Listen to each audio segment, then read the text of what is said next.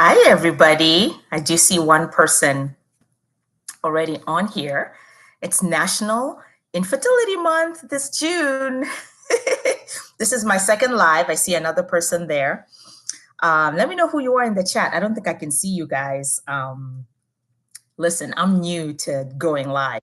I'm learning as I go. But um, but yeah. Um, oh, Angels, Angel Smiles 86. Hey. Good to see you again from last week. How have you been? I know this sense of community is so important. I enjoy the lives because I get to kind of connect with you guys on another level outside of the videos. So thank you for joining again. Oh, that's good. That's good. I'm glad that you're doing great. Oh my goodness. So wow, National Infertility Month this June, and decided to kind of do this weekly lives midweek, just to, talk about some things, and in person, just talk about some of my experiences. And so, I'm excited to kind of share that piece with you. You can tell I am a little put together this week compared to the first live I did, because I was just testing it. But I thought that today I could just spend some time with you guys, just walk you through my mini IVF journey, kind of how that came about, because I know that the whole conversation of different types of IVF was really, really alien to me. In fact, I was one of those people. I see here, starting my fourth IVF cycle with Dr. Zhang. Okay. Oh, prayers your way, Angel Smiles. Hang in there. You're hunting for that golden egg. You're hunting for that golden egg. Prayers our way. You got to keep us posted. Dr. Zhang is amazing. He is one of the few doctors in the country that's known for doing mini IVF. And so I'm really glad that you're working with him as you explore your options for bringing your baby earthside. Yeah. But so to start off, I think I basically just share with you guys what led me to mini IVF. Like most people, when I had finished trying for a baby, my steps were obviously trying naturally for about a year, and then I decided to use the Billings method. It's like the Catholic method in reverse, so targeting the days when I would, tracking my fertility. That also did not work. And then I remember, like most people, I was encouraged to try IVF, but I decided to try IUIs. And I have to say, IUIs was really a waste of my time, being diagnosed with age-related infertility. My diagnosis was diminished ovarian reserve. I was perimenopausal. My AMH was a 0.1. 0.14, and then I had FSH of 28, which was pretty high. I mean, you name it, I have it. I was a poor responder. And I wish I could take back those 6 months that I did IUIs, because fertility dipped so much. Those were the days I had like 3, 4, 5 eggs in a cycle. I think there was a time when I did an antifollicle count and I had 10 eggs or something. Oh, those were the days. Anyway, yeah, I don't recommend IUIs if you have age-related infertility. I recommend going straight to IVF, just based out of my experience. But so what ended up actually happening was so I was really ready for IVF after that, because I noticed that the cycles were not working. And I'll never forget it, because I left the doctor's office in a mess, in tears, because that was the first time that I was told that IVF was not going to work for me. Whew, it was tough that the IVF was not going to work, that they were willing to try, but for me to know that IVF was not going to work for me. And just sitting in that moment and thinking all that I did not know. And that really is what propelled the start of my researching. My husband and I, Ricky, really going into it and researching, finding out what exactly is going on. And that's when, in a nutshell, that I discovered that the IVF really meant conventional IVF, the standard IVF, the original IVF. You know, I really did not know that there was types of IVF at that point. And so, and I did do a conventional cycle. Ended up not working for me. Actually, what was of interest is that the conventional cycle ended up being an IUI. Reverted back to an IUI because part of the conventional cycle is that you do have to have at least 3 eggs mature in order to have a retrieval. And the conventional cycle is made for women with robust natural reserve. Like, you need to have lots of eggs. And it's really a true miracle. Conventional IVF is really a gift because with women who have lots of follicles, you get to mature those, give yourself a chance. And actually, you can build your entire family off of conventional IVF because you do have the egg supply. And so it is really a great IVF. You take tons of medications with it. And I think we started really rethinking IVF also because when I took the medications, my body just did not respond well at all. I suffered through it. I felt like I was shocking my system. And Ricky and I started thinking, wow, you know, it just didn't seem to add up. You know, it's like I didn't have many eggs and they were kind of disheveling. It seemed like as I kept taking the medications, my eggs were just kind of, you know, shrinking or something, like, and my body just wasn't feeling right. And I knew, you know how you know your gut instinct, I knew something was not right. And this was the time when I actually had moved on to my second doctor. It was during the pandemic. And then I was also consulting with a doctor in my home country. And that's when I started comparing how IVF was being done in different countries. And I started to realize that my IVF doctor in my home country was actually working with patients who had fewer eggs as well. Like, there wasn't this whole emphasis on, it was still conventional, using a lot of medication, but there wasn't this whole conversation of like a minimum of 3 to do a retrieval. My IVF doctor in my home country was retrieving the eggs, was giving every embryo a chance that had matured, even though it was 1 or 2.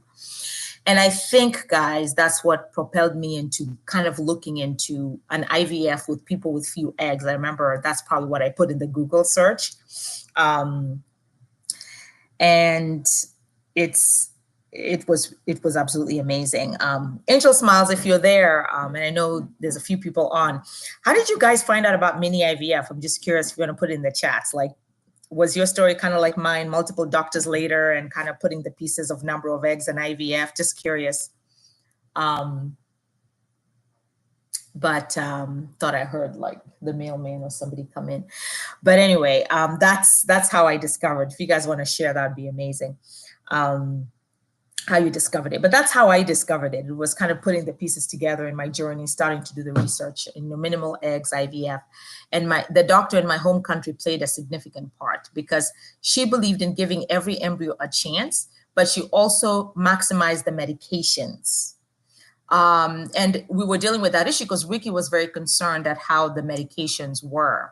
But then in a nutshell, it started making sense to me, guys, because, and if you're watching this, if you're not subscribed, it could be the reason why I can't see your chat, because in order for us to communicate, all you need to do is just subscribe and join the family. But anyway, so yeah, it was such an eye-opening moment for me, because that whole perception of giving every embryo a chance was something that made sense to me, I think, spiritually, because there's this thing of it only takes one. But medically, that there was doctors who were giving every embryo a chance was something I was really excited about. And so I remember I started digging into it, guys, like really digging into it.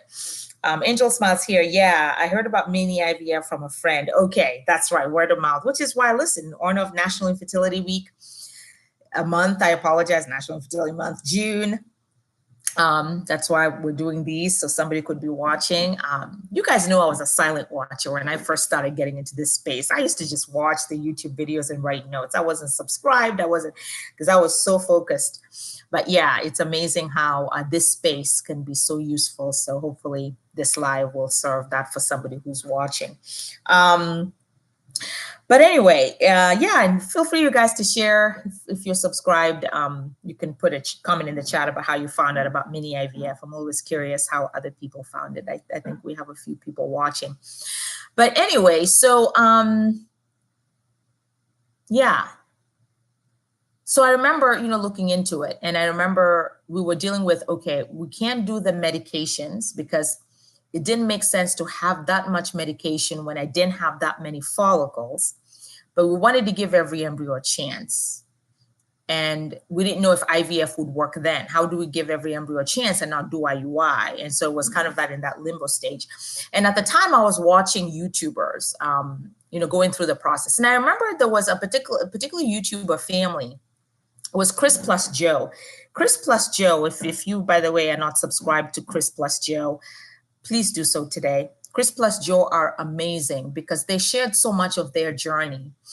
And I remember I was watching Chris plus Joe, and she was going through a cycle of multiple cycles as she was attempting for the baby. And she was in Spain at the time. And I remember I was watching, Chris in Spain, and she was, the follicles, and there was, and what I was watching was where she was kind of going through like medications, what to take to mature the eggs and all that. And I remember that watching other people go through, that's when I started kind of thinking like, why can't they just retrieve an egg and try it out? Like, why does it have to be just always about maturing the eggs, letting the eggs get to where they need to be? Why does it have to be months and months of that? I remember just, in my head asking myself that. And I remember watching Chris plus Joe. Those were, I always asked, I was like, because if this keeps happening, that it's like it stays limbo at that stage of wanting to get to that mature egg. It seemed like the professionals were so concerned, and Chris was trying to share with us her concerns, which was so legitimate. And I loved watching Chris because she was so empowering to me. Chris plus Joe are very empowering because they started asking all the right questions and holding the teams accountable. And that gave me the strength to know that it's okay to ask questions. But for me and for Ricky, those were the biggest questions. Like, I felt like my doctors were spending too much time trying to make me fit the mold of what it takes to make a retrieval. And I was thinking, what if those eggs are valid at that point? We're thinking about maturing this, but what if, those eggs are the ones? I don't know. I remember, if that makes sense. But yeah, I remember that. Thank you, Angel Smiles. Yeah, yes, I love Chris. Yeah, Chris and Joe were amazing. But I remember they were a trigger, for me at the time to do the right thing. They were amazing, and are still amazing. And we pray for them in their journey as well. But yeah, so I remember that very vividly. And so then I think it was through a Google search when I found out about like a mini version of IVF. And then I found my clinic. And then I remember when I found my clinic, I started doing research. I found out about Dr. Frank Gillian, the Life IVF Center. It was in Los Angeles, California, which was very far away from me. And he did mini IVF. And I just was like reading about it. I mean, I spent, how you get this moment, and guys, I researched him, I looked him up, looked up where he went to school, what he did, looked up the patient stories, and all of a sudden I'm seeing women my age, like 40s, 41, 42, 43. And I'm like, I'm not alone. And he had all these videos of like all these women. And one of the people that he featured was a lady called Michelle. And Michelle was one of Dr. Yillian's patients. And she did not like needles. She was a lot younger. She didn't have half the issues I had, but I think she had some tubal issues, I believe. But she does have her channel up if you guys wanted to look her up. But And it was just walking through the process. And she actually had a video of doing a mini IVF cycle. And that's when I found out about how they do it. And there was just something about him. And then Dr. Yillian had a video. It's still up, on embryo rate and age. And that's when I met Larkin. And Larkin was his patient, who was 45 years old at the time that I was watching the video. I was 43 at the time. And Larkin was 45. And she had a son with her own eggs. And they were talking about this whole probability. And I knew at that moment that I found my doctor. And so that's how, and I immediately, so what I did was I signed up for a free, so he does a webinar every month. Dr. Yillian does. The Life IVF Center does a free webinar every month. And there's a winner. They pick a winner by your last 4 digits of your phone number if you attend the webinars, to win a free cycle of IVF. And so I signed up for it, guys. I signed up for it. And I was like, you know what? Hey, it's free. Maybe I'll get a free IVF cycle, but then you do a free consultation. Excuse me. And so, ooh, I'm having a little bit of juice to drink over here, but weather's great, guys, over here. It's like it's hot, but it's summer. Anyway, near where I live, so this is amazing. But yeah, they do a free consultation, and then I'll never forget that session. And I the thing about Dr. Yillian's webinars is that the examples he provides, the education he provides, and he in the webinar, he was kind of like talking about women who are taking so much medication to have a baby. And he was talking about, do you need that much medication to have a baby? And I'm like, yes, yes, because making a baby is God's miracle. Listen, some of us cannot make babies with champagne and roses, but it should be like a war zone, like you're on drugs or something, like, you know? And particularly because I had gone through a conventional cycle and I just felt like it had fried everything. And I just knew, and I changed doctors immediately for the 4th time. And I saw, and then we did the free consultation. And I remember I had my previous doctors, like, you know, recommendations on how to proceed with treatment, because you guys know when you go through a cycle, your doctor processes it with you and then tells you next steps. And I remember I had all that written down, importance of doing research. And I remember Dr. Yillian listened to like the protocol and he started critiquing it. It's like, okay, this doing. And yeah, and jumped on board, forwarded all my information, started. You guys can see from my videos, and immediately I started seeing results. It's like immediately I started seeing results. And remember, as you guys know, for Ricky and I, success in IVF wasn't always about like getting the baby earthside immediately. It was about getting educated about what it takes to get the baby so that you can develop a protocol, develop a plan that will lead to your success. And the way that we did it, the way that we approached this situation, thanks to Ricky, because he's a researcher. And so it's nice to kind of also have a partner who you can strategize with. Like the way I envision it is like you really go into war, right? You know there's a war that you have to win. And so you're creating a strategy. You're not just going to the battlefield. I want to get that baby. I want to get that baby. No, you are thinking, okay, I know I want to get that baby. So how do I get there? And understanding like my body. And I remember when Ricky would always tell me, okay, because whenever an IVF cycle did not work, I'd focus on the IVF cycle did not work. But he would focus on, okay, what worked this time? And so then we would write notes because we knew we had the right doctor. We were not going to do conventional IVF. We knew that mini IVF was the way to go. But also the mini IVF did not work for us immediately.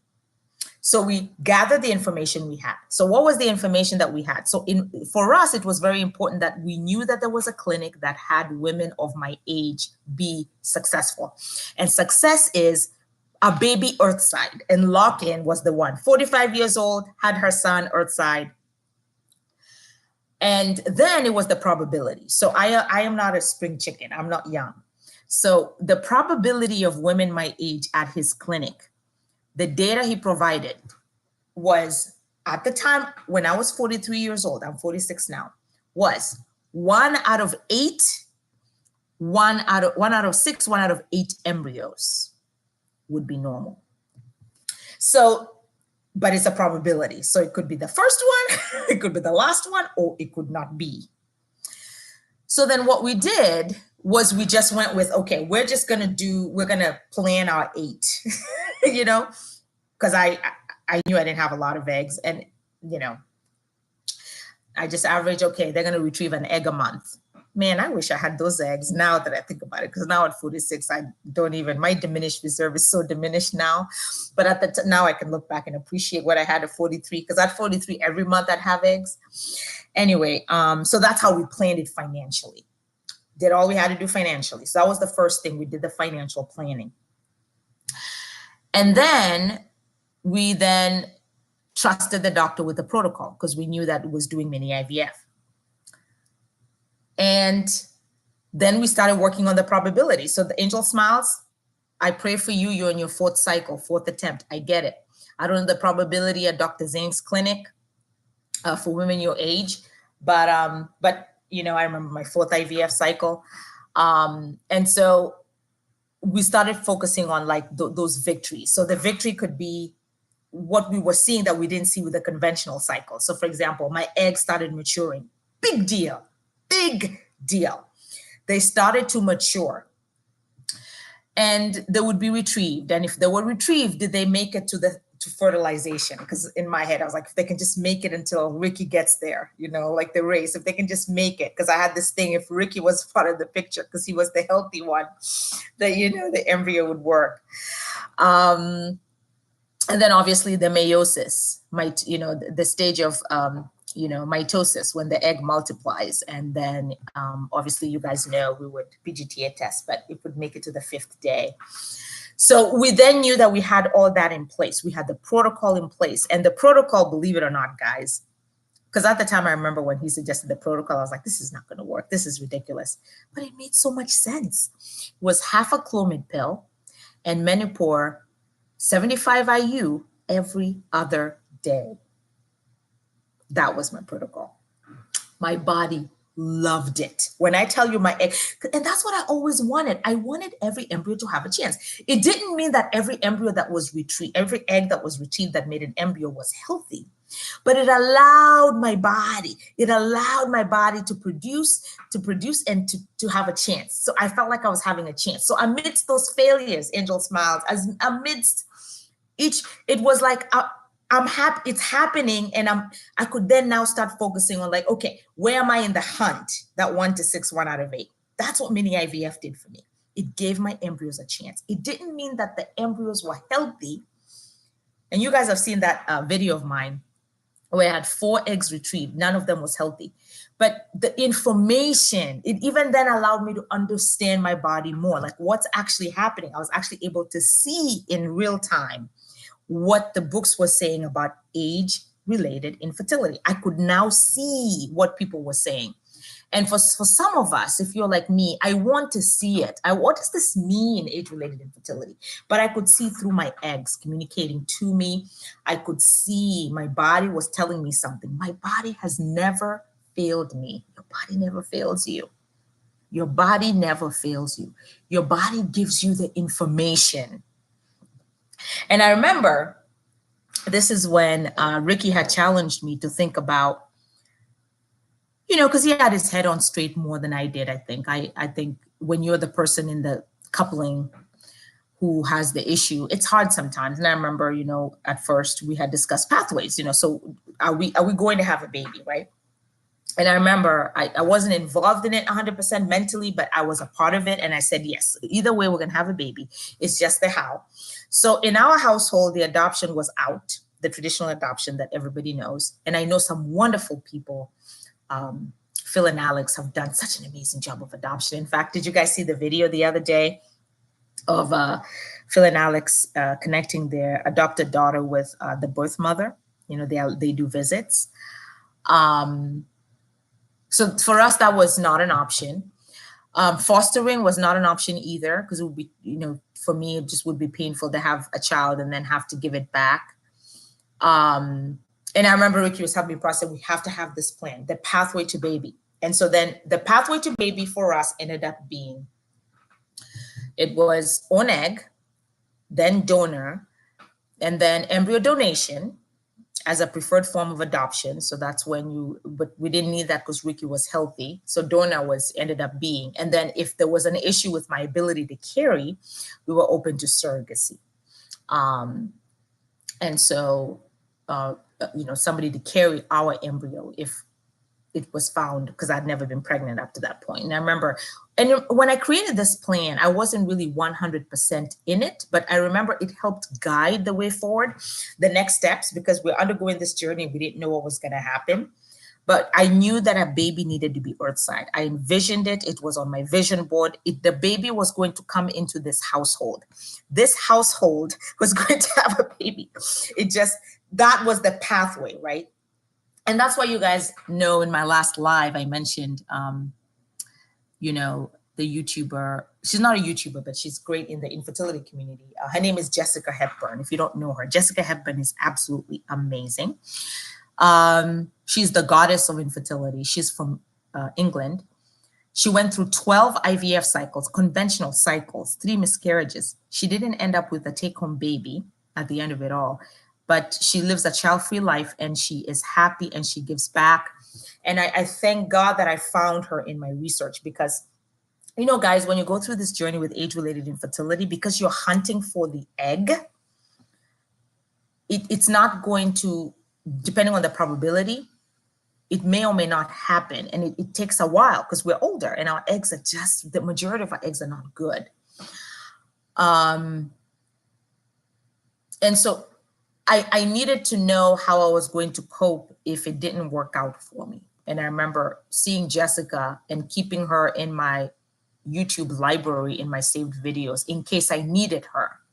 Because I do very well with people being around me, whether it's a YouTube video that I play on a playlist. And I would play her in my playlist in my car, because I was like, the reality of it is this may not work. I remember when I was going through my cycles, because everybody thinks you're crazy when you do mini IVF, right? Because you're doing multiple cycles. Yes, Angel Smiles here. Did she do PGTA? I think she didn't quite do an individual video to walk through all the steps, Angel Smiles, but I have a feeling that she probably did, but I'm not sure. That's a really good question. I do know, the facts that I do know is every time Jessica Hepburn talks about her story, you can find her on YouTube. She's amazing. She talks about her cycles, and I know that she gave it her all. I think the best I can say, Angel Smiles, is I know she gave it her all. For the 3 miscarriages, you're right. I don't know if she did do PGTA testing or did any of the blood testing. That I'm not sure about the specifics, but I do know she went through a huge number of those. But, and I think Angel Smiles, that's a good question to ask, because the person that really enlightened me as to what miscarriage really is actually not Chris plus Joe, but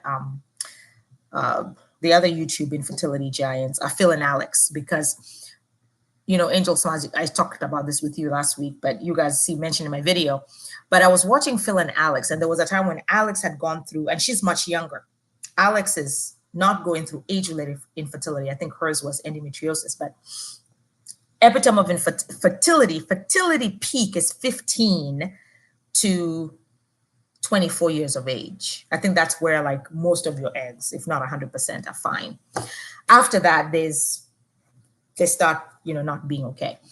So and I knew that, but to see it like to see it with Alex, where she did the Alex and Phil, they did the Phil and Alex did the PGTA testing. And this is after the miscarriages. And then she got that information. I knew in my spirit, because Phil and Alex, to me, I knew in my spirit I had to do it. That God, through their pain, was teaching so many of us. And I thank God every day that I incorporated PGTA testing to my mini IVF. And I'll tell you why. The cycle before Baba, we had an embryo that I call it my most successful IVF cycle. before Baba's, but this one, because that was when I had tried the full, like it went through all the stages, retrieval, made it to the 5th day, the first time. They took a little bit for testing. And then I got the information back that this embryo was not healthy.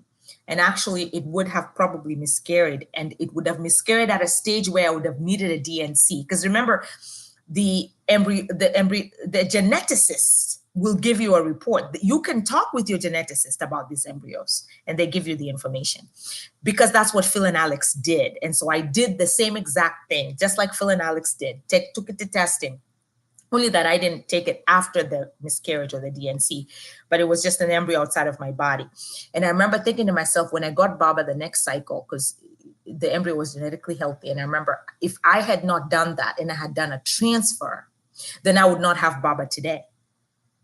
I would not have had Baba today, because I would have probably transferred that embryo. I think it was a 4BC, and I would have, carried a pregnancy for probably half a year. And then it wouldn't have worked out. And then I would have, at that stage, you have to go through a surgical procedure, or a DNC, duration cartilage. Yeah. So very powerful. But yeah, Angel Smiles, I think of that too. And I think of her 3 miscarriages. I have not talked to Jessica Hepburn. She's in Europe. I think I will reach out to her just to thank her for giving me strength, because that's the thing, guys. When you go through age-related infertility and you're hunting for the right egg, we're not in the typical space like other people going through IVF, because we're much older. So we have a multitude of issues we're dealing with, and age is the biggest one. So our cycles automatically don't work the first time, the second time. Sometimes they may not work the 3rd time. And it's okay. It doesn't mean that it will not work eventually, if you get what I mean, because the probability helps you assess your chances, right? And helps you manage it. But it's not like, the younger people not dealing with age-related infertility, if that makes sense. Yeah. So yeah, Jessica Hepburn was important, because Jessica Hepburn made me realize that I would be okay if my 12 cycles didn't work. I knew that I would be okay, because I saw her, and she swam a marathon after her IVF. So she rebirthed herself. She found a way to rebirth herself, and I loved it. And I knew what I needed to do to get back into my sense of self. And it was important, because you just, you never know. Yeah. So that was that. And then we started the journey, guys. My mini IVF journey started. It was confusing. I felt, am I doing the right thing? It was very cost effective. So nothing about mini IVF. It's very cost effective. So at the time, I think at my clinic was charging $3,500 for the IVF cycle. So I'd just pay for the flights, and I'd pay for the hotel. And it was part of the budgeting, because we used the probability of the number of cycles to plan our journey and how it was going to go, to plan financially. And then you guys know in my videos how literally we did Dave Ramsey. So I started cutting things. Like I used to go to Starbucks, because I'm a career woman. So I'd have to stop by Starbucks, the usual spiel. Starbucks, you get your nails done professionally. I started cutting on things like that. And it's amazing when you start to cut things like that, eating out and all that. And it helped also not eat, talking about diet also with mini IVF. I decided to, you're trying everything. And even though that may not create a lot of impact, I remember reading the book on It Starts with the Egg, the biology. And I was like, well, the egg that you are getting retrieved now is from 3 months ago. So everything you do now is going to benefit you in the future, right? So I threw everything out of the fridge. Remember, it needed to be organic, 100% organic. It's like going back to the motherland. And you guys will probably see my Africa videos. As I prepare for baby number 2, I went home for a month and I ate all organic food to cleanse my body. And I did that also in the cycle, when I started doing mini IVF, I threw out everything that was, processed. And that helped with the budget, with the money also. But just to share with you some tips on IVF and how much it cost. But the reason mini IVF is, as we celebrate National Infertility Month, if you do consider mini IVF for any reason, diminished reserve, poor response, you're not doing well with conventional, if you consider mini IVF, that's one of the benefits of it, is that it's cost effective. So you don't need to have $25,000 to do an IVF cycle. And I know some people who might opt for mini IVF because it's more cost effective. It might be easier for you to come up with 4,000 and do a cycle of IVF. And why aren't they educating people on this? Do you know that there's some people who have other causes of infertility who have to go through IVF, who are recommended conventional, cost so much money, when they could just do a mini IVF, get there? And not everybody wants 6, 7, 8, 10 children. Maybe you want 3. Maybe you just want 1, and then you save up and can get your other kid later. So why not, and I'm talking about people who don't have age-related infertility, whose chances of getting success because they have other infertility-related concerns like LGBTQIA. You have no issues with there's nothing wrong with your body. It's just, you're trying to get a baby. Or people with like blocked fallopian tubes, right? Mini IVF should be the way to go, right? It's $3,000-$4,000, at the most $6,000, depending on your clinic. And you walk away with your entire family. You may not need 20, you don't need 20 or 30 eggs. And all that medication may not be responding with your eggs favorably. Don't get me wrong. Conventional IVF is a gift. It's a gift. But you gotta have rich reserve for it. If you don't have rich reserve and you're just a poor responder, you don't have that many eggs, you don't need that much medication. And you may not need all your kids at once. You may not want to freeze, all at once. You may be okay with just 1 child for now, right? Anyway, I think about those things. I don't know what you guys think. Am I making sense? Sometimes, these are the things, I sit in my space sometimes and I'm thinking, and I'm just like, man, it's like some things to me just do not make sense. Like, why would you? Because not everybody, listen, people are broke, have money. And it's like, but they want to have a family, Yeah. So it was very cost effective. But yeah, so I digress, but you guys get the gist of what I'm talking about. But yeah, so again, going back to the mini IVF. So when I was actually looking into it, the doctors who do mini IVF, I'm going to see if I can access this screen here, has a list ready for you guys. So Dr. Frank Yillian of the Life IVF Center, he was my doctor, had a baby at 45, frozen at the age of 43. I was able to transfer it and gave birth at 45. Dr. Sherman Silber, Infertility Center of St. Louis. He is actually the godfather. He has really been great in the infertility community. He did the first IVF cycles live on television. Dr. Sherman Silber, he does the Danish IVF, the Denmark version of IVF, of mini IVF. Dr. Jeffrey Keenan of the Southeastern Fertility Center.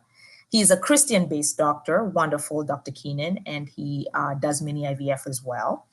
Dr. John Zhang, I know Angel Smiles mentioned him. He's an amazing doctor. What I love about Dr. Zhang, guys, is that he actually does videos. And he does a lot of videos. And I remember when I was going through my IVF, one of the reasons I was not able to work with Dr. Zhang in New York, which is closer to where I live actually than in LA, is because we had the pandemic and Governor Cuomo was having those daily briefings. Remember those daily briefings that Governor Cuomo used to have? He's amazing. Miss Governor Cuomo. Yeah, that was unfortunate what happened. I think under his leadership, they talked about like some of the things that happened, and my heart reaches out to some of those women if that was the case. Didn't look too much into it, but anyhow, I digress. At that time, Governor Cuomo was telling us about COVID, and it was a time when New York was not safe. So I was not able to work with him, but he's really a pioneer in mini IVF. And the 3-parent babies, like I mentioned to you last week in my live. If you're ever curious about the research, it's National Infertility Month. So if you're ever curious about some of those things that are happening behind the scenes, you can look at my last live. I talked about the 3-parent babies. And then Dr. Randy Morris. is also another doctor that does minimal stimulation IVF. And I think Dr. Randy Morris does it. And so these are just some examples of some doctors that you could access if you're curious about doing a consultation. But yeah, so then we started the treatment. And I started just hunting, guys. It was a hunt. It was a hunt for the golden egg, you know. And I'd go through, and you know, that's the thing. When you are going through mini IVF for age-related infertility, you have a probability that you're working with that a lot of people don't know. Remember, your friends, your family, they're not as educated as you are about this because it may not make sense to them. Because in their mind, they're thinking conventional IVF, people go through it once or twice, it's supposed to work. Again, conventional IVF is not for everybody. Not everybody has, especially older women. We may not have that robust reserve of eggs, and we may not also, our eggs are older, so we may not be able to bear all that medication that comes with maturing, 20 plus eggs. We may not even have 20 plus eggs, actually. So anyway, so the hunt started, and I felt confident in my mini IVF protocol. And they were what you may want to call failure. But as Oprah Winfrey says, failure is information. So I started looking at the information. And the information I started to find as I went through age-related infertility as a woman in my 40s, mid-40s at the time, was I realized that, yes, it's true that our eggs are older, and my body was not failing me. It was just giving me information about where it was at. And so I knew that when an IVF cycle didn't work, I knew that it was the egg quality. I knew that, okay, the quality of this particular egg that was removed by my body this month was not good. And I knew that because I was able to go through the IVF, see the stages, and see how my egg was reacting. And then all of a sudden, I started relanguaging myself, because that's not a failure, that's information. And I knew slowly but surely, as I was getting information, I started to see patterns about what my body was telling me. My body kept telling me. And it was a beautiful journey, guys. My 12 cycles was so beautiful. My body would tell me when it had enough. My body would tell me when it was excited, because it would respond to the half a clomid pill and the Menopur 75 IU. So I knew the protocol was right because my body just started feeling right. And then I'd cheer my eggs on, and even if they didn't make it, I'd be like, man, you tried so hard, you got there. And I'd be so happy. Like if they made it to Marula, I'd be like, yes, they made it to the third day. And then, hubby, that fertilized it. I'd be like, okay, now you got hubby, and then I'll keep going. And every third day, because I stopped doing fresh transfers, guys, because, Phil and Alex, PGTA test. And I'd pray, because I knew that mitosis was happening. The cell division happens on the third day. That's actually when you can, that's how the information. And then I'd pray for the egg to make it to the 5th day. And if it didn't make it to the 5th day, like you guys saw in my videos, I have, by the way, a playlist of every single cycle. I'd be like, that was a good run. Like, okay, we tried it there. So then we'll try again, because it's about giving every embryo a chance. And I was willing, if I had the embryos and if I had a period, I was going to give those eggs a chance, because I really wanted my own genetic child, and I had a doctor who was, didn't think I was crazy, supported me, worked with me. And you'll see through my videos. I mean, Dr. Yillian fought with me. That's all I needed. I said, before I go to another option, I want to give this my best. And every protocol, every milestone, we would celebrate. And I remember the biggest ones would celebrate, Dr. Yale and all the doctors, would be when it made it to the 5th day, because when it makes it to the 5th day, you can get all the information. And that's what mini IVF allowed my body to do. Mini IVF allowed my eggs to make it to the point where we could get information. And the point where you can start getting information is the 3rd day, when it fertilizes and then starts the mitosis, because after that, you'll know. So if it never made it to the 5th day, I knew that egg wasn't healthy. But if it did make it to the 5th day, it wouldn't mean that it was necessarily healthy, but it would mean that I had information. And guys, when I tell you they give you information when you PGTA test, be warned, they give you everything. But it's okay for you to decide what you want to know. Like for us, we don't, they can give you gender. We don't want to know. I just wasn't emotionally ready at that time to process all that. So I just wanted the genetic information in terms of, is there a chance for life, right? And they tell you all that. And so, so we would do that. And then, the funny thing is when the embryo reaches the 5th day, the embryologist, through looking at the microscope, they can give it like a grading. So, and when the grading is a 4 AA, that's like the best grading. And then, the number, and then you have the letters. Now, the middle letter is, I believe, is the condition of the embryo internal cells. And then the last letter is the condition of the receptivity to the placenta. I think I could be mistaken. You can look it up, but that's how they come up with the numbering. And depending on the numbering, everybody would get excited, right? And then we would take it to testing. And the reason we tested during our mini IVF journey, again, you guys, was because in addition to talking about filling out and everything, it was because also remember when you're older, you don't have that much time because you have a biological clock. Oh, hi, Crystal B. Oh, yeah, I know, Crystal. I know. It's National Infertility Month. So like I was telling Angel Smiles, 86, I started doing the lives last week. Last week was my first live. And so I thought this month, like just take a breather in the afternoon and just hang out with you guys in real time, right? Yeah, awesome. Okay, let's see. How many transfers of euploid embryos did you do before you got pregnant with your take-home baby boy? Oh, thank you, Crystal. Well, Crystal, unfortunately, I only had one euploid at the time that was tested at the, one euploid tested out of 6 IVF cycles that ended up being normal. And so, but we didn't because the chances of you getting the normal one are so minimal, which is why I did 12 cycles, because it's the probability of you having a normal one, you need to do multiple cycles, at least based on my clinic's data. And the probability was 1 out of 6 cycles, 1 out of 8 cycles. So I was lucky enough that I got a normal one at my 6th cycle. So I did get embryos that made it to the 5th day that did not come back healthy before Baba. And there was 2 that, that was successful in making it to the 2 or 3 that were successful in making it to the 5th day, but did not end up being healthy. And so Baba was the only normal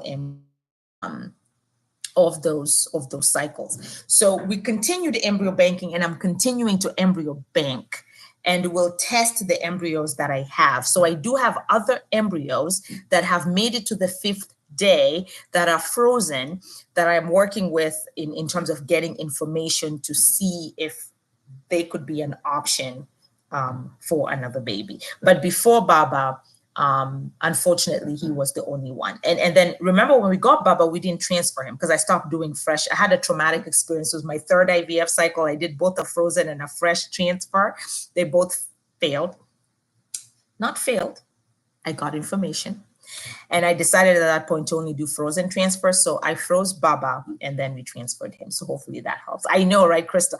Listen, that's what, again,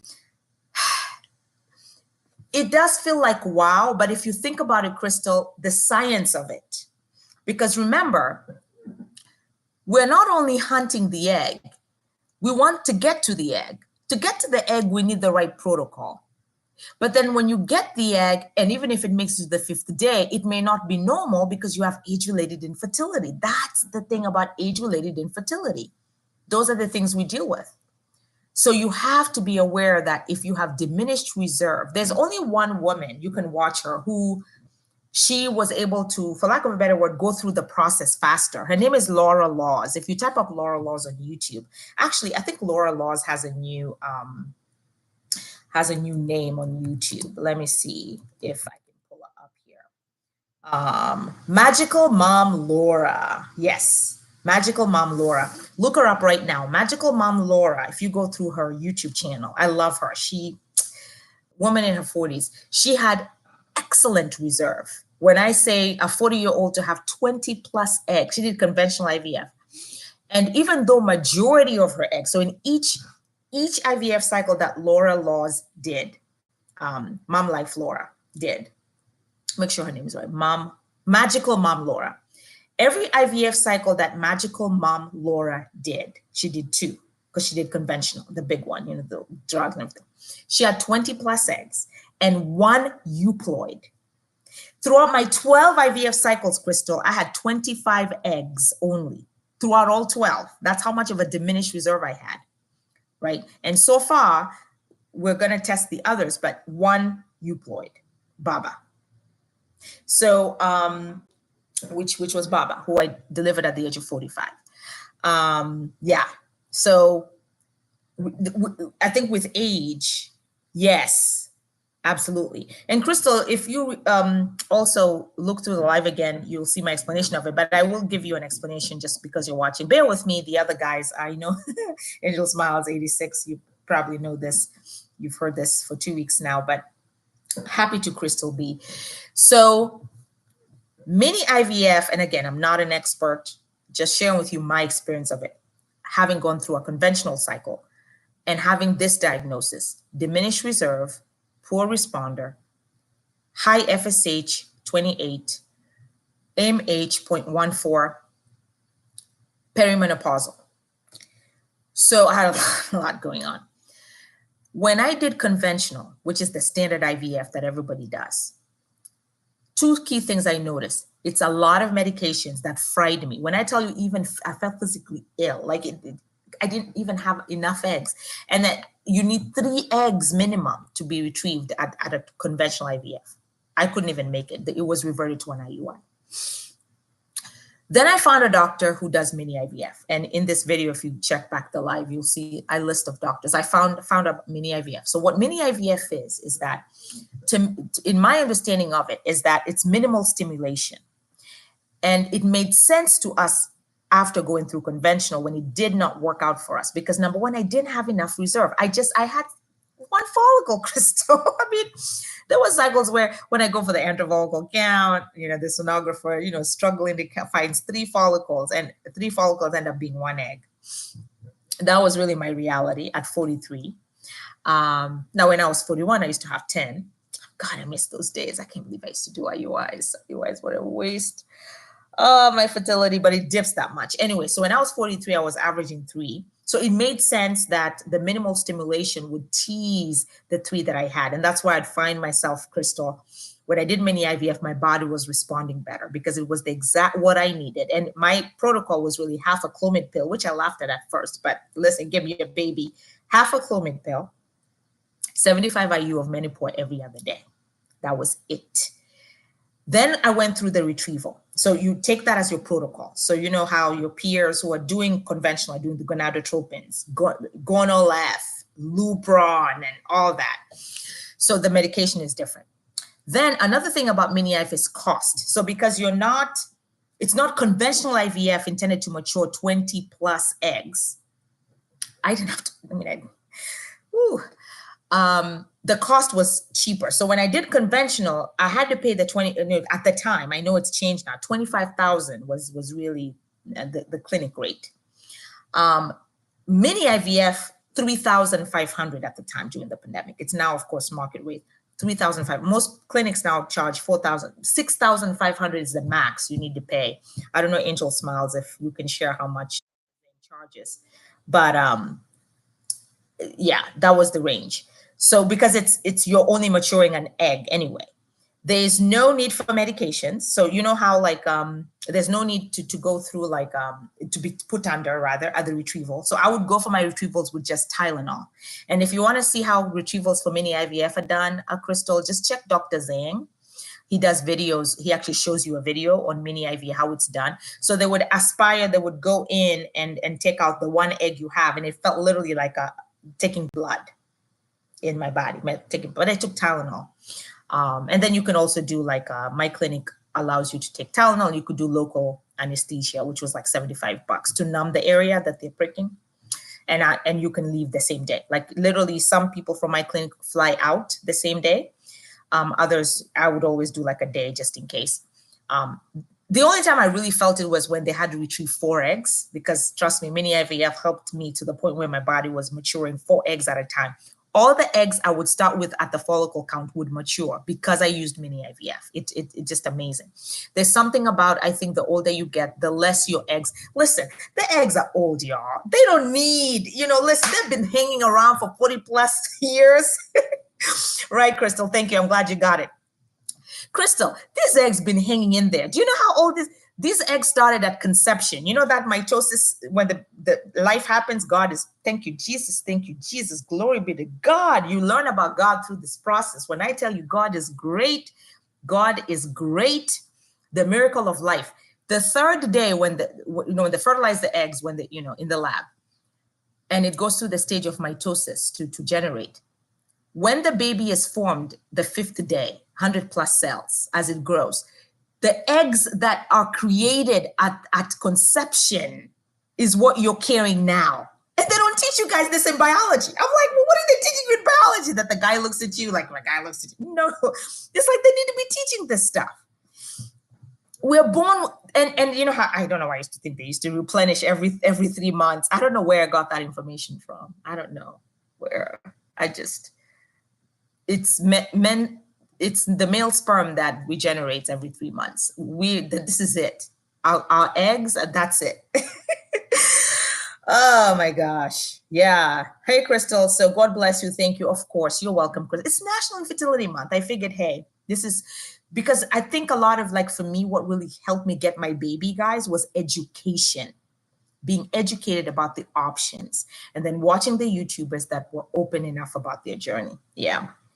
And then Mini IVF sounds great, but as per your explanation, sounds like I wouldn't qualify. And my doctor didn't suggest Mini IVF. I will ask my doctor about Mini IVF. Yeah, absolutely. And so, yes, Crystal. So you're absolutely right. Your doctor knows best, but not every doctor does Mini IVF, but hopefully, and actually some doctors, like the doctors I worked with, the reason I changed Crystal doctors 4 times is because I did mention to my doctors about Mini IVF, but because they were not doctors that did Mini IVF, they said how it wasn't something that they were used to. But it was my body, it was being in tune with my body that I realized that was the treatment for me. And so I love that it does give every embryo a chance. And so, yeah, awesome. But yeah, it's, but you could be like Magical Mom Laura. One of the beauties of conventional IVF, Crystal, is that you can create your entire family all at one time. Obviously, there's that danger of OHSS, hyperstimulation, because if you have rich ovarian reserve, and particularly if you're younger and you have rich ovarian reserve, then it can make, like, I know there was a YouTuber I was watching, she had like 50 plus eggs like grow or something, and it was a rough recovery.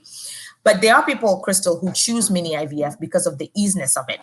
Crystal, one thing I did not realize was that our very own doctors who go through infertility, they do Mini IVF because they got to go back to work. Just, I tell you the stuff you find out. Our own doctors, healthcare professionals, opt to do Mini IVF because it's not as strenuous on your body, and most people just want one baby if they're going through infertility. You just want 1 or 2. You can, 1, 2, or 3. Don't want more than that. Yeah. Mm-hmm. Yeah. Other people that go through Mini IVF are those who are looking for, the privileged people, I like to call it, but bless her heart. There was this lovely girl at my clinic, and she didn't look like she had infertility because she wasn't carrying herself with the same, energy, like those of us going through infertility. Angel smiles, this because you're in the journey. You're going through this, and you have this look that I know, we're going through it, right? And it was interesting. But she had a spirit about her that made her lively, and I like to talk to people and hang out. So I was in LA, where life, I think, Irvine, California, richest zip code in the country, I tell you. Is that where all the dreams come true? Anyway, I'm sitting in this clinic and I'm recovering from my egg retrieval. I don't know what egg retrieval it was, like maybe my 10th IVF cycle. And she comes in, it's her first retrieval cycle. And she came to do gender balancing. Like she really, I think she had two boys. Yeah, she had two boys and she knew, she said, LA is expensive. She was like, the third one has to be a girl. And she did gender. So she did mini IVF because you don't need all those meds. You just needed because they use the Erickson method to select the sperm that are the gender. I believe it's not 100%, but it's a methodology where they can, detect like which sperm to use. And so gender selection, I guess, can be done in some of those clinics. I know there's a clinic in Dallas that does it too. But she knew that she knew the third time it needed to be a girl and she was done. She wasn't going to do the 3-4 boys. She wasn't even lying about it. She's like, I just need my girl and I'm out of here. And she went through her mini IVF. She had her 3 eggs retrieved and she was successful. And that, and I remember just thinking, like, God bless these people who are going through a cycle and it works.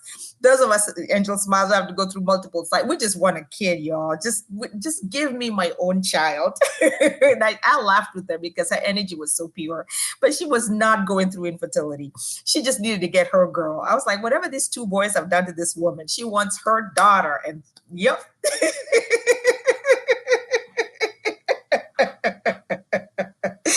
Oh, yes, Crystal B. Dear God, the look. Yeah, I've had the look. Chris, I know exactly what you mean.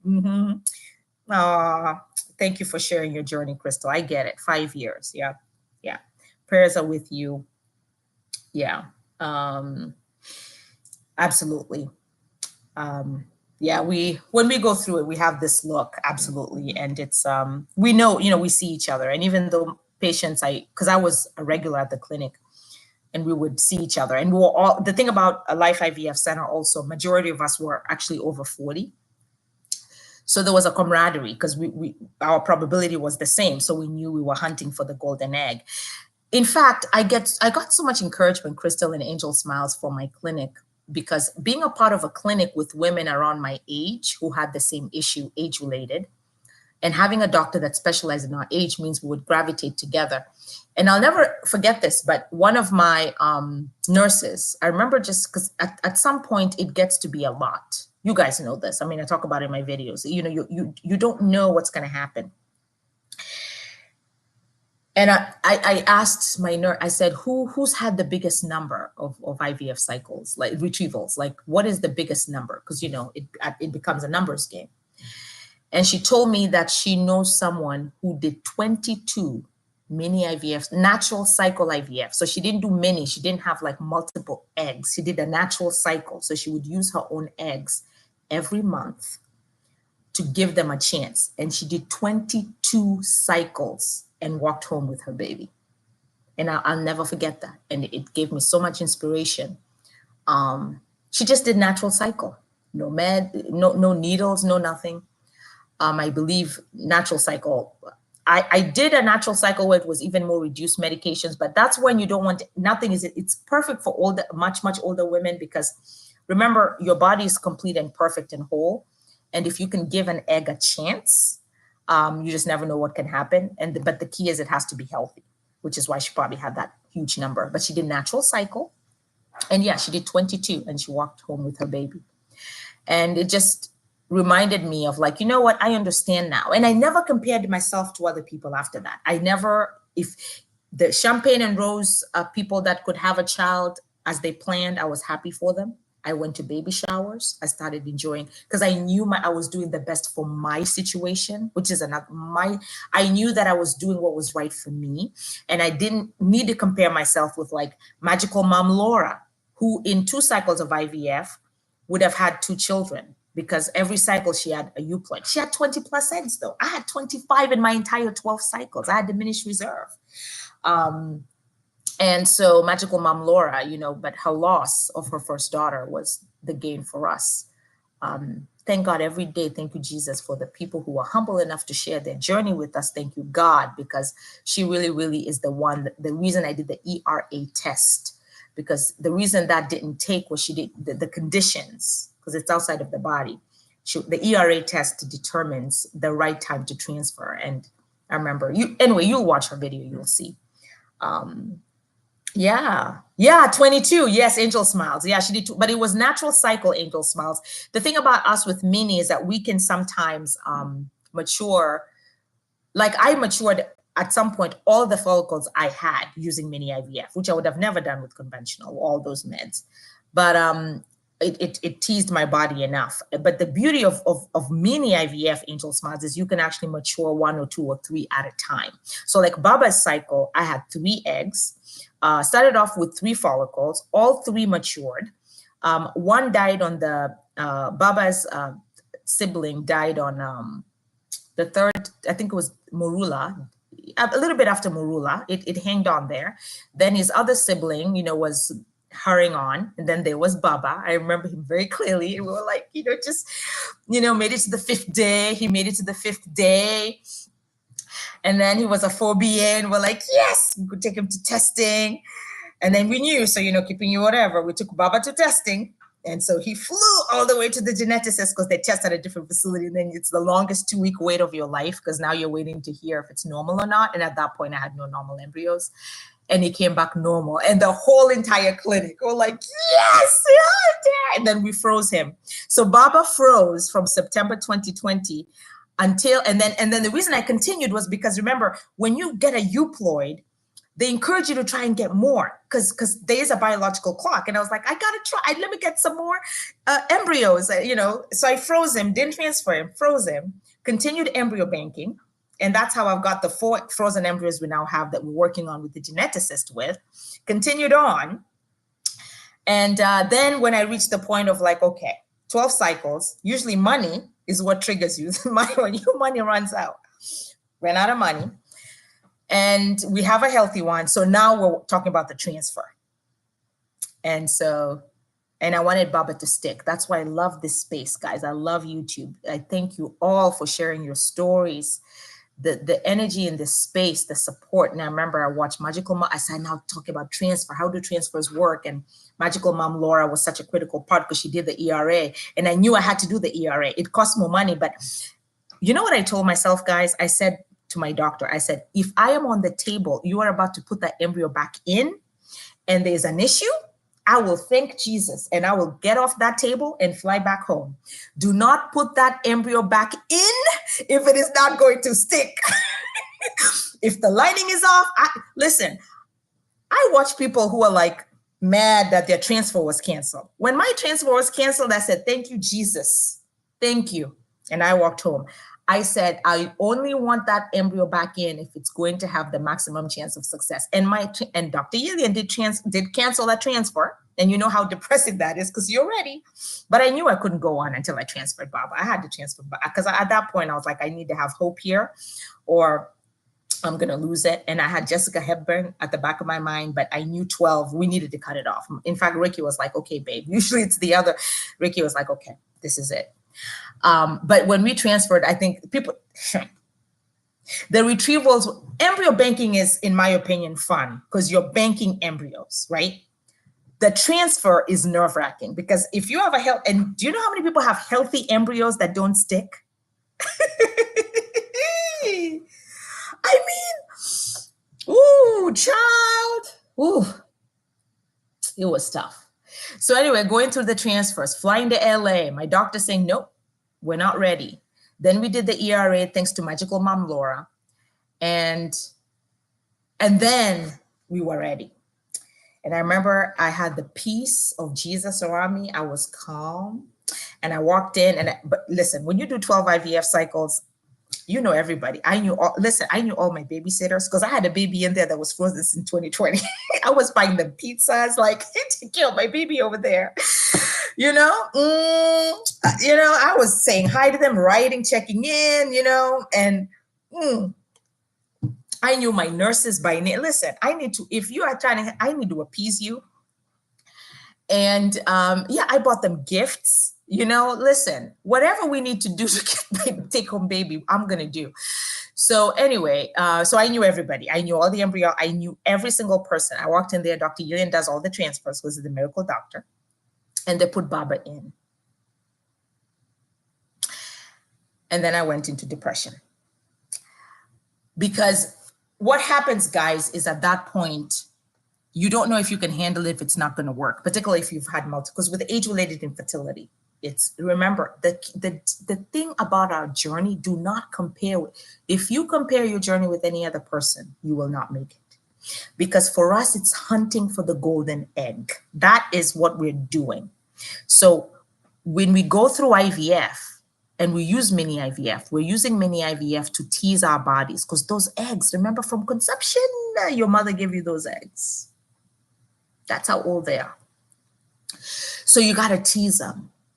And the good one, the probability lets you know, like when at the age of 43, the probability is 1 out of 6, 1 of 8 embryos was normal. So I needed to accept that an embryo could go through all the processes and come back not normal, and it'd be okay. And I needed to get back up and continue. It's just what we need to do. That's how I did my Oprah 30-minute, you know, Oprah give. I don't know if you guys are Oprah fans, but back in the day, Oprah would talk about, like, if you're going through a difficult time, you do your 30 minutes boo-ha. And I remember I used to time it, and I'd go and I'd be on the bathroom floor. Stella got a groove back, cry for infertility. People say infertility, crying for a dude. Listen, crying for a baby. And I'd do my boo-hoo-ha. Ricky would give me a hug, and then I'd get right back on program. What do we need to do? Next cycle, I needed to get ready.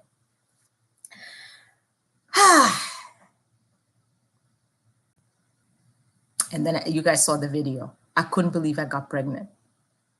When I saw that second line, 4 years of doing tests, month after month, didn't see that second line. And I saw that second. Do you know I bought every pregnancy test?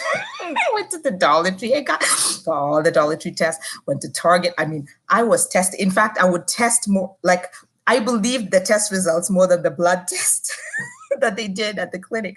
And so Dr. Eden gave me his cell phone number. And he was like, just tell me, because, you know, there was a lot of investment in this. You know, listen, when your doctor has your back, they have your back. And he checked in because he was nervous too. And I told him, I said, Dr. Eden, there's a second line. He's like, okay. And I was pregnant. Baba stuck. And just like that, you know, I was my life in that moment, you know, like all those YouTube videos of the younger moms who like, look, I remember I used to look and I'm like, Ricky, is there a second line? Is there? And I would look for that second. And I remember when I got pregnant, it was so clear. It was so dark. Oh, and I said, oh my gosh, my life has never been the same. Never been the same. I am the happiest I've ever been. It is worth it, guys. It is worth it. Everything you're doing, it is worth it. When I tell you it is worth it. All right. Let's see here. Yeah. Yes. Thank you. 2 eggs, 1 successful transfer was still cheaper. Yes, and I still have 2 more embryos to come. Oh my gosh, Tanya. Tanya, oh my gosh, Tanya, I didn't get your update. Tanya, that's amazing. I remember when you were first going through it. Oh, Life IVF Center. I'm telling you, Dr. You're a miracle doctor. You're 34. You're a young one, but Tanya, that's amazing. I'm so happy for you, Tanya. And you have 2 more embryos. I know. Frozen babies. We got frozen babies at Life IVF. Oh, Tanya. Yes, Crystal. The ERA is endometrial receptivity. Yes, so it measures the progesterone level and the adjustments if needed. So the report, and some people complain about the ERA. They say, well, mine came back like the results were epitem. I shouldn't have done it. Yes, you should have done it. And if it did, that's fine. Whatever the results are, you need to know what they are. Because you're not making babies through champagne and roses. That's the God way. You're making babies, you know, through the lab. And so you need to make sure the conditions. Magical Mom Laura. Radiant. Yes, congrats. I'm 34. Yes, with life, with the most of the eggs mature. Okay, Radiant is having a comment. Radiant, I wish I was 34, girl. Girl, that age. That's what I love about life IVF is that you seem young. Like I felt for the first time that I was normal doing IVF at 43 when I was at life IVF. Everywhere else, I was like advanced maternal age. And Crystal, yes, I have. How many more euploid? No, don't know the rate yet because of financial reasons. We're gonna keep testing what we have left. But yeah, Baba was the one euploid. First retrieval, 6 eggs, 2 euploid. Second retrieval, 12 eggs. Go, Tanya, 1 euploid. Oh, Tanya. Oh, Tanya, that's so exciting. Tanya, I am so happy for you because I remember when you were watching. I remember. Oh, Tanya. Oh, Tanya, congratulations. I'm glad that the videos were helpful. Oh, I'm so glad. Oh, you got to let us know when the baby is earthside. Tanya. Crystal, it's okay. Crystal, hang in there. You're doing the right thing. And remember, Crystal, you want to work with the doctor you have, like you're doing. And then, but remember, this is why the community is here, Crystal. Trust the process. Do the conventional if it's right for you, and if you find that your body will tell you, like if you're feeling it's not making sense and you're not maturing the eggs or it's not working out, there are doctors that you can consider, and you're welcome to do a free. There's nothing wrong with getting a second opinion. I see no reason. The reason I think that I mentioned my doctor is because I know that like Tanya, for example, when she was on my channel, I remember when Tanya would, reached out. And I remember feeling so excited for Tanya working with my doctor because my doctor specializes in older women. But that only means that if women are younger than 40, then in my opinion, I think that he would be one of the best doctors because sometimes I think having a variation in the type of IVF treatment can garner success. And so it's funny because I feel like in other clinics, I hear of women being told to do donor eggs at a young age. But the research I've done has me convinced that age-related infertility is one of the hardest infertilities to cope with. And every doctor I've heard, every video I've heard of medical doctors, the number one factor when it comes to IVF success and fertility is age. So if you're going through infertility, but you have healthy eggs, you still have a higher chance of success. Does that kind of make sense? So if you are younger, it's always about the age of the eggs. So even if you're older, if you can have a lot of eggs, but they may not be healthy. But when you're younger, it's easier. The probability, for example, at my clinic for Tanya, who's 34, I think for 34-year-olds is 1 out of 3 eggs is normal, 1 out of 3, 1 out of, yeah, there's a very high probability, right?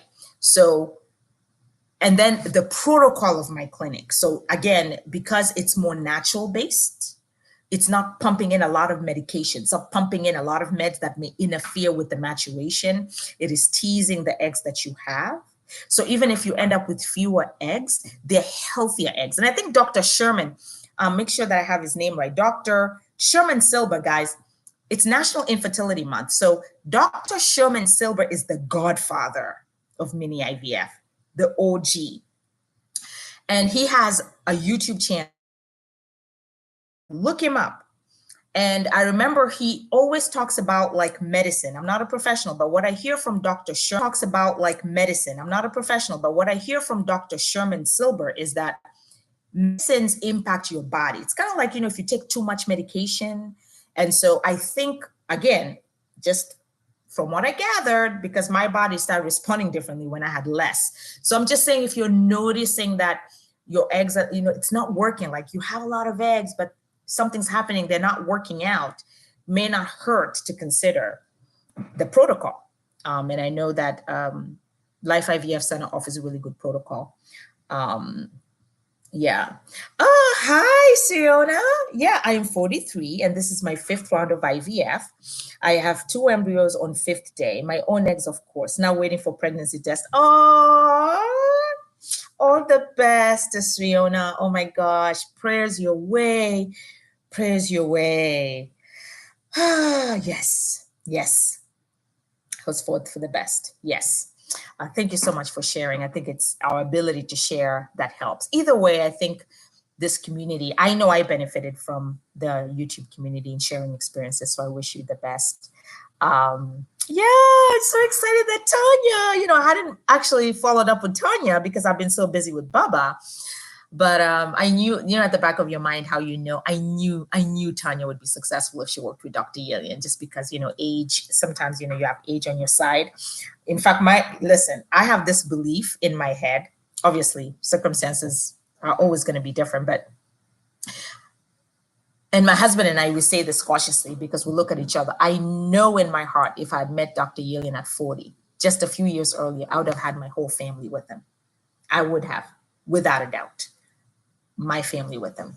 The 3-4 children I wanted to have, I would have had with Dr. Frank Yillian. Over the age of 40, I would have had, because at 43, he helped me get Baba. So if I'd started with him when I had richer reserve, because the thing about the way I know this is the way my body responded to his protocol was, because it's also about protocol. So I had few eggs, but also they responded to the medication and they would mature and they were healthy enough that they could get tested, that they could make it to the 5th day. And of course, Baba's cycle, for example, he was my 4BA and he made it quite okay. And I was 43 years old.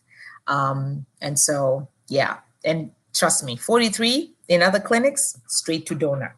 They recommend straight. They wouldn't even listen, child. They wouldn't even talk to you with an FSH, high FSH, diminished reserve, poor responder. Yeah, because they're only working with conventional, and so conventional is a type of treatment that's not for everybody. So yeah, but yeah, it's National Infertility Month, Mini IVF. I'm trying to think of any other Mini IVF things that I wanted to share, but I walked you guys through my journey again, just to let you know.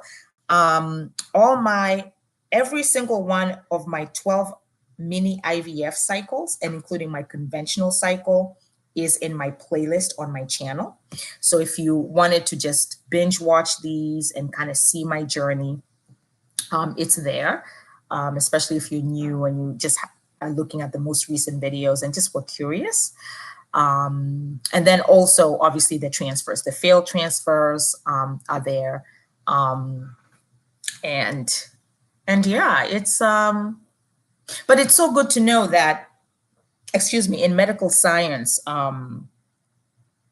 we have advanced as much as we have. And some of the advancement, I'll wrap up with this, but some of the advancements that we have had so far in infertility, since it's National Infertility Month, I'll share this, is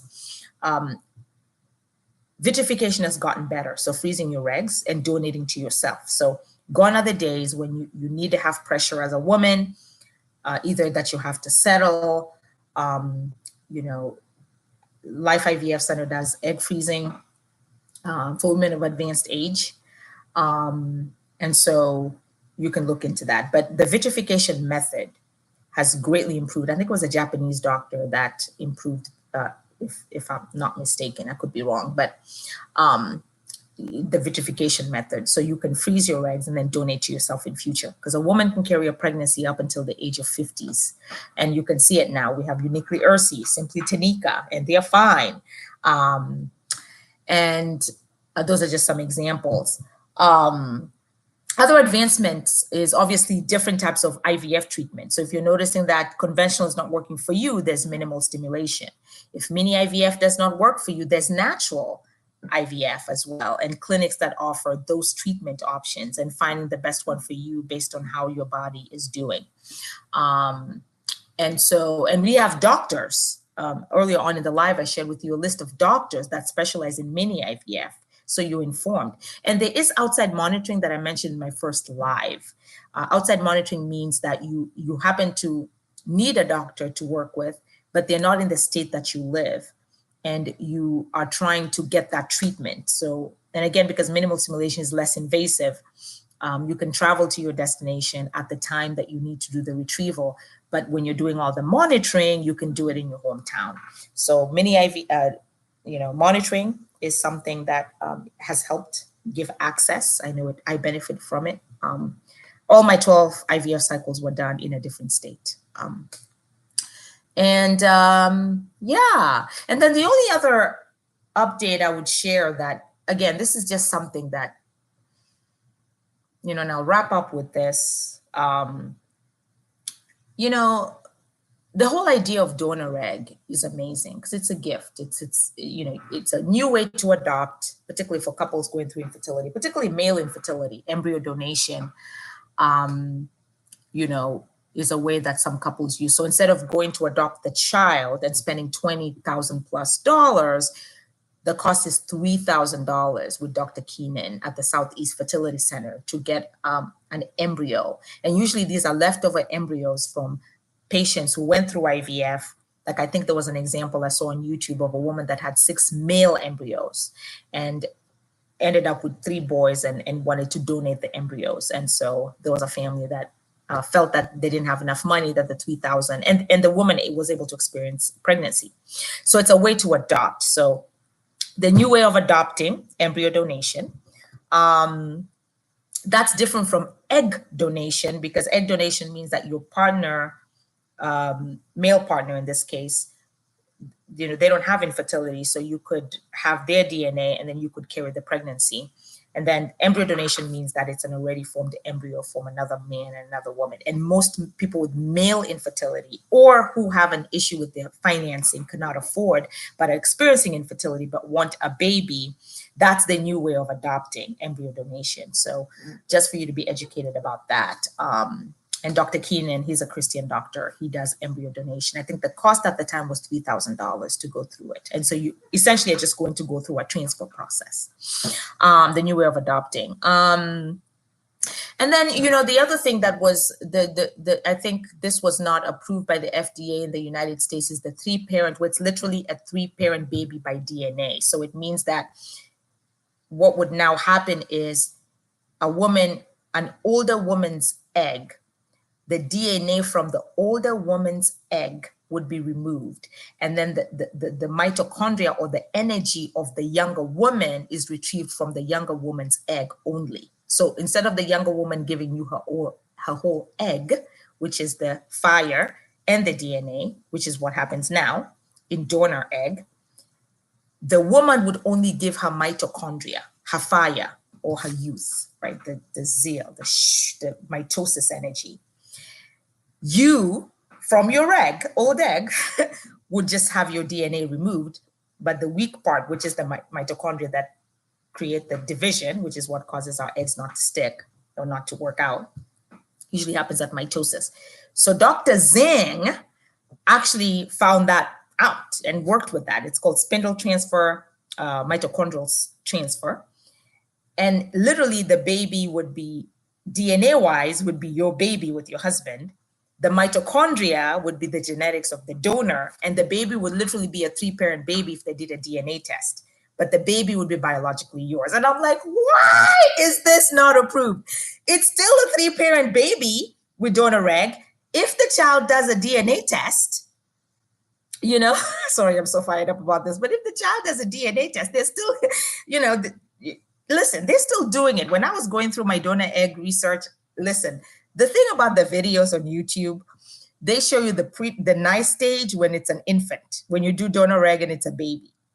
You need to find out these donor babies when they're adults and get how they feel. And thankfully for me, I found a really good one who, at the time when I was looking at it, and she told me, that the key about donor egg is just be honest with the child. And she did a lot. I cried after talking to her because it's like she gave me permission. But she was a donor child 18 years later. And I like seeing the adults and watching videos about how they feel being donor, made from donor egg. And they're searching. Some of them are searching for that, for the ancestry. They're searching for that. And especially because back in the day, people would keep it a secret. But anyway, in my mind, I was thinking, Dr. Zhang is finding out a way where your DNA can be a part of it. It's important for those of us that want our DNA in it. But the USDA has banned it. The FDA, sorry, not USDA. FDA has banned it in the United States. But there's some 3-parent babies in the world out there. I think there's going to be advancement in research in the future. They say that it's genetically modifying things. Aren't we doing that with IVF anyway? Anyway, listen. Yep. Yes, Angel Smiles, maybe in the future. Yes, that's what I'm thinking, Angel Smiles. I'm thinking, listen, that's what they said about IVF when it first started, right? That it's an artificial process. People didn't like it. Look how many families have been blessed by it who are experiencing infertility. Tanya, Crystal, I totally understand. I'm very sorry. I'm sending you all. Thank you, Tanya. My journey was 4 hard years. I remember, Tanya. I still don't have answers. You're right, Tanya. Absolutely. Tanya, girl, listen. Tanya, oh, thank you for sharing your update. You know, I thought about you often because I remember in my mind when I told you about Dr. Yillian, you know, I in my mind I was like, you're so young, you know, and I was like, you know, in my head, I almost wanted to tell you that it's guaranteed with Dr. Yillian, but of course you don't want to say that.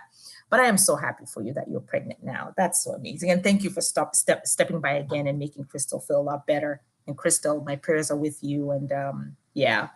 But yes, Angel Smiles, absolutely. For us older women, right, whose eggs are fried. Because, you know, that's the thing. It's like, I want to see my eyes in my baby. Like right now when I see my baby, Baba, you know, Baba may take after his dad in many ways because he's biracial, but his heart, there's things he does that, you know, we see dad and we see me and, yeah.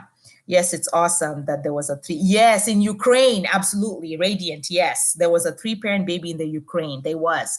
And I think they were using it for medical reasons, to be able to remove like the mitochondria that, you know, disease. And I don't know all the biology of it, but they're using it also to make sure that if you have those genes in your body that cause disease, that you would have a healthy baby. But I guess according to the FDA, it's you're working. You know, they don't like that you're interfering with. It's really a 3-parent baby with the DNA. What I loved about it is that it does answer the question. I remember I used to ask my doctors, which is what part of, you know, what percentage of my DNA will be in this, right? But you know, donor egg is amazing. It allows many people have benefited from it, and many people are, you know, okay with it. Again, I'm speaking from a place, it's National Infertility Month, just the research. I wish that we had more options that we could pick from, just like adoption. You know, some people, you know, do prefer adoption, you know, going to an adoption clinic, paying the $20,000 plus or more.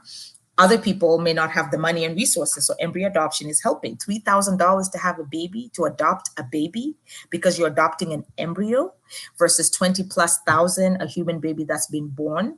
That's in either situation, they're not genetically tied anyway. And it's adoption. And you get to experience pregnancy, right? So there's been so many advancements in the area of infertility. Absolutely. Guys, as always, thank you guys. It's been so great. You guys are amazing. Thank you for stopping by and listening to my live. I like this lives. Yeah, I like this lives. I think it's great for us to connect, and thank you for motivating each other in the chats. And my thoughts are with you as you're going through this journey, and congratulations for those of you that are successful. But let's celebrate one another. It's National Infertility Month, and I think these conversations are important. These conversations are important. All right, guys, I'm going to end the stream now. Thank you again. I will hop on back next week so that we can continue this conversation. I think I'll do a weekly live for the month of June, just as we celebrate National Infertility. And I will see you then. In the meantime, I hope that you're enjoying my videos of my trip to back home to Africa. I took Baba to see his great grandmother.